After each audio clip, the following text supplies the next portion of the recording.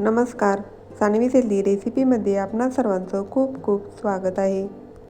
मकर संक्रांतीच्या आदल्या दिवशी हिवाळी हंगामात उपलब्ध असणाऱ्या विविध ताज्या भाज्या एकत्र करून बनवलेली एक पारंपरिक, पौष्टिक आणि चविष्ट मिक्स भाजी आहे, जी तीळ लावलेल्या बाजरीच्या भाकरीसोबत खाल्ली जाते आणि आरोग्य तसेच समृद्धीचे प्रतीक मानले जाते. हा सण नवीन पिकांच्या आणि उपभोगाच्या आनंदाचा असतो, म्हणून न खाई भोगी तो सदा रोगी अशी म्हण आहे.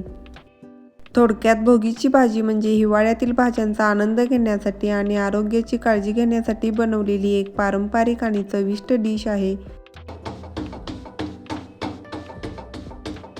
भोगीची भाजी मकर संक्रांतीच्या आदल्या दिवशी तीळ लावलेल्या बाजरीच्या भाकरीसोबत खाल्ली जाते. भोगीची भाजी बनवण्यासाठी कोणकोणत्या भाज्या लागतात ते पाहूया. या भाजीसाठी सर्व पालेभाज्या स्वच्छ निवडून धुवून घेतलेले आहेत. इथे कांद्याची पात घेतलेली आहे, हिरवी कोथिंबीर आहे, त्याचबरोबर लसणाची पात देखील घेतलेली आहे आणि पालकाची भाजी. याचबरोबर मेथी, आंबट चुका, चाकवत, चंदन बटवा अशा पालेभाज्या देखील तुम्ही वापरू शकता, परंतु या भाज्या मला उपलब्ध झाल्या नाहीत, त्यामुळे मी वापरल्या नाहीत. घेवड्याची शेंग स्वच्छ धुवून निवडून घेतलेली आहे, तसेच ओल्या तुरीचे दाणे देखील घेतलेले आहेत. याचबरोबर तुम्ही पावट्याचे दाणे देखील वापरू शकता, तसेच हिरव्या मटारचे दाणे, ओले हरभरे घेतलेले आहेत. 2 मीडियम साईजची वांगी चिरून काळी पडू नयेत म्हणून पाण्यामध्ये ठेवलेले. शेंगदाणे पाण्यामध्ये भिजत घातलेले आहेत. 2 मीडियम साईजचे टोमॅटो बारीक चिरलेले, तसेच ओल्या पातीचा कांदा हा देखील बारीक चिरलेला आहे. इथे पातीचा ओला लसूण आहे, हा मी अखंडच घालणार आहे, त्याला फक्त थोडेसे काप करून घेतलेले आहेत. कढीपत्ता आणि एक गाजर साल काढून बारीक चिरून घेतलेले आहे. आता भाजी बनवण्यासाठी वाटण करून घेऊया. त्यासाठी इथे मी 2 मोठे चमचे तीळ घेतलेले आहेत. तीळ चांगले भाजून घ्यायचे. तीळ थोडेसे तडतडले की लगेचच काढून घ्यायचे. पाव वाटी सुक्या खोबऱ्याचे काप देखील चांगले लालसर रंगावरती भाजून घ्यायचे. दोन्ही थंड झाल्यानंतर मिक्सरला एकत्र बारीक करून घ्यायचे. भाजीमध्ये ओला लसूण आणि लसणाची पात मी वापरलेली आहे. याऐवजी तुम्ही लसणाच्या पाकळ्या वापरणार असाल तर इथे खोबरं आणि तिळासोबत बारीक करून घ्यायचे. भाजी बनवण्यासाठी कढईत तेल गरम केलेले आहे. यामध्ये 1 चमचा जिरे घालायचे. जिरे चांगले तडतडले की कढीपत्ता घालायचे. त्याचबरोबर बारीक चिरलेला पातीचा कांदा देखील घालायचा. तुमच्याकडे पातीचा कांदा नसेल तर साधा कांदा देखील बारीक चिरून घातला तरी चालू शकते. तसेच ओला लसूण देखील घालायचा आहे आणि छान गुलाबी रंगावरती दोन्ही परतून घ्यायचं आहे. आता यामध्ये तीळ आणि खोबऱ्याचं वाटण देखील घालायचं आहे आणि छान परतून घ्यायचं आहे. तीळ आणि खोबरं भाजलेलं असल्यामुळे इथे जास्त वाटण भाजण्याची गरज नाही. आता यामध्ये 3 चमचे लाल तिखट घालायचं आहे. इथे मी कांदा लसूण मसाला वापरलेला आहे. तुमच्याकडे जे उपलब्ध असेल ते तुम्ही वापरायचं आहे. आता थोडंसं परतून घ्यायचं आहे. त्यानंतर याच्यामध्ये 1 चमचा धनेपूड घालायचे. थोडंसं परतल्यानंतर याच्यामध्ये बारीक चिरलेला टोमॅटो घालायचा आहे. टोमॅटो थोडासा मऊ होईपर्यंत चांगला परतून घ्यायचा आहे. 2 मिनिटातच तुम्ही पाहू शकता टोमॅटो छान मऊ परतलेला आहे. आता याच्यामध्ये सर्व भाज्या घालून घ्यायचे. हिरवे मटार, ओल्या तुरीचे दाणे तसेच हिरवे हरभरे देखील घालायचे आणि थोडंसं छान परतून घ्यायचं आहे. यामध्ये बारीक चिरलेलं गाजर आणि वांग्याचे काप घालायचे. घेवड्याची शेंग घालायचे आणि आता या सर्व भाज्या व्यवस्थित परतून घ्यायचे आणि याच्यावरती झाकण ठेवून 5 मिनिट या मसाल्यामध्ये शिजवून घ्यायचे, म्हणजे मग मसाल्याची छान चव भाज्यांमध्ये उतरेल.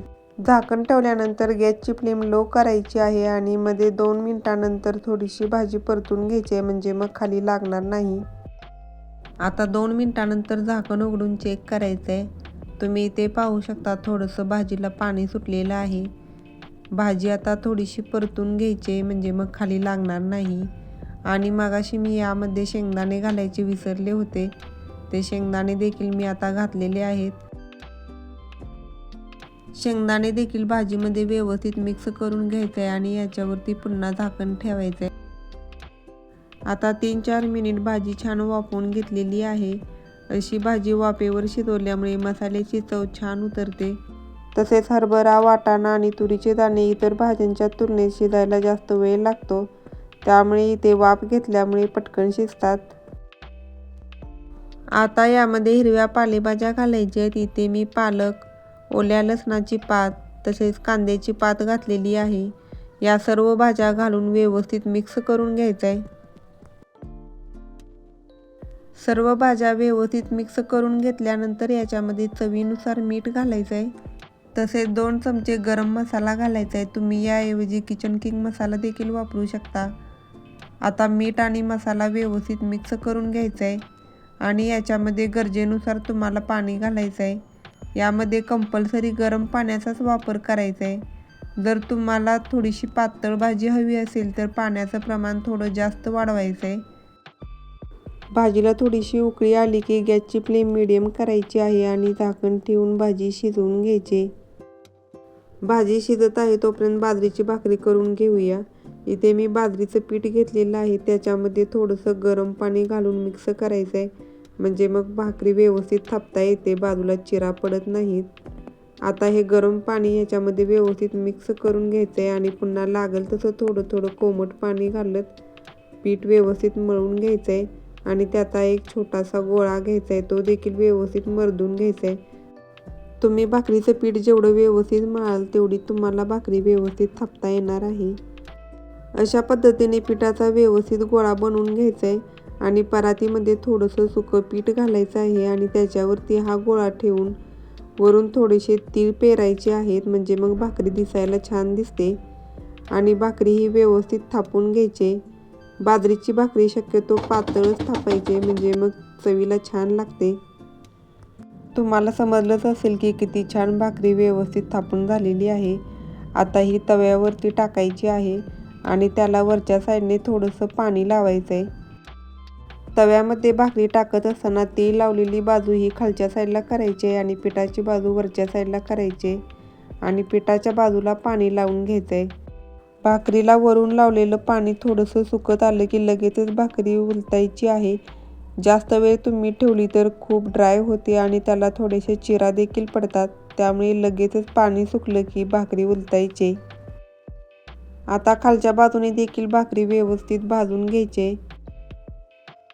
आता पुन्हा वरच्या साईडने भाकरी गॅसवरती भाजून घ्यायची. तुम्ही इथे पाहू शकता किती छान भाकरी फुगलेली आहे. तुम्ही इथे पाहू शकता भाकरीला छान पदर देखील सुटलेला आहे. 15 ते 20 मिनिट भाजी छान शिजवून घेतलेली आहे. आता चेक करून बघायचं आहे भाजी शिजली आहे का ते. मटार आणि हरभरा शिजायला जास्त वेळ लागतो त्यामुळे ते चेक करून बघायचं आहे शिजलं आहे का. तुम्ही इथे पाहू शकता अगदी छान असं शिजलेलं आहे. भोगीची भाजी बाजरीच्या भाकरीसोबतच खाल्ली जाते त्यामुळे थोडीशी पातळच ठेवलेली चांगली लागते. आता वरून बारीक चिरलेली कोथिंबीर आणि तीळ घालायचे. आता भाजी तयार झालेली आहे. सर्व करायला घेऊया. या मकर संक्रांतीला भोगीची भाजी मी सांगितलेल्या पद्धतीने बनवून पहा. अगदी छान तयार होईल. घरातील सर्वांना खूप आवडेल. रेसिपी आवडली असेल तर लाईक करा, शेअर करा, कमेंट करा आणि या चॅनेलला अजूनही सबस्क्राईब केलं नसेल तर सबस्क्राईब करा आणि बाजूच्या बेल आयकॉनवरती क्लिक करा. म्हणजे नवीन व्हिडिओ अपलोड केल्यानंतर लगेचच त्याचं नोटिफिकेशन तुम्हाला मिळेल. पुन्हा भेटूया असेच नवनवीन रेसिपीज घेऊन. तोपर्यंत धन्यवाद.